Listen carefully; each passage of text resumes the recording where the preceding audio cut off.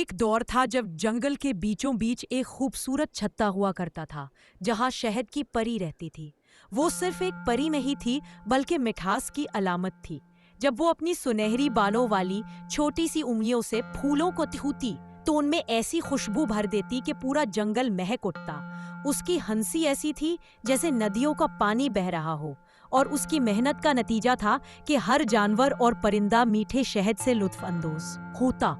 मगर जंगल में सब खुश नहीं थे।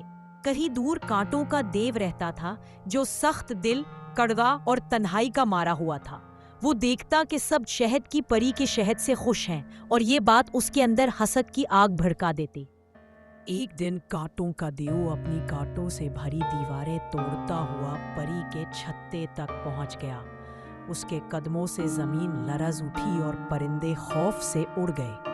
परी ने नरमी से कहा, ए देव, ये छत्ता सबके लिए है, तुम भी उसका हिस्सा बन सकते हो अगर तुम चाहो। मगर देव के दिल पर नफरत की धुंध छाई हुई थी।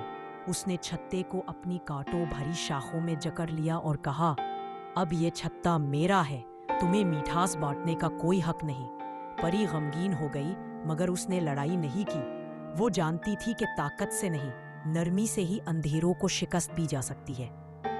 परी जंगल के दूसरे हिस्से में चली गई और फूलों को रोना बंद करने के लिए दिलासा देने लगी। उसने नए फूल उगाए, नई खुशबुएं पैदा की और नए छत्ते बनाने की कोशिश शुरू कर दी। लेकिन कांटों का देव जो छत्ते पर काबिज था, उसने देखा कि परी की मेहनत कभी नहीं रखती।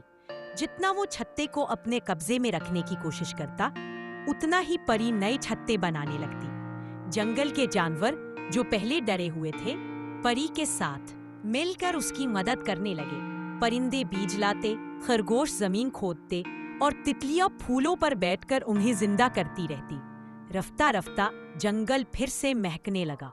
देव ने ये सब देखा तो पहली बार उसके दिल में एक नर्म सा एहसास जागा। उसने सोचा कि परी आखिर इतनी खुश क्यों रहती है। एक रात वो छुपकर नए छत्ते के करीब गया और देखा कि परी मेहनत के बावजूद मुस्कुरा रही थी और दूसरों को शहद बांट रही थी। उसने अपने कांटों से भरा हुआ हाथ शहद में डाला और पहली बार उसकी मिठास को चखा। उसके कांटों में चपकी हुई कड़वाहट जैसे पिघलने लगी। देव ने धीरे धीरे छत्ते से अपने कांटे हटा दिए और परी के पास आया। क्या तुम मुझे माफ कर दोगी? उसने धीमी आवाज में कहा। परी ने हंसकर कहा, मिठास बांटने से बढ़ती है, आओ मेरे साथ। देव और परी ने मिलकर एक नया छत्ता बनाया जो पहले से बड़ा और खूबसूरत था। अब जंगल में न सिर्फ शहद की खुशबू फैली, बल्कि कांटों के देव ने अपने कांटे फूलों की हिफाजत के लिए इस्तेमाल करने शुरू कर दिए। जंगल के जानवरों ने खुशी का जश्न मनाया और पहली बार देव ने भी मुस्कुराकर उनके साथ नाच किया। उस दिन के बाद जंगल में एक नया असूल बन गया, मिठास और ताकत जब इकट्ठे हों तो दुनिया और भी खूबसूरत बन जाती है। शहद की परी और कांटों का देव अब दुश्मन नहीं बल्कि दोस्त बन गए और उनकी कहानी हर पत्ते और हर फूल में सुनाई देने लगी।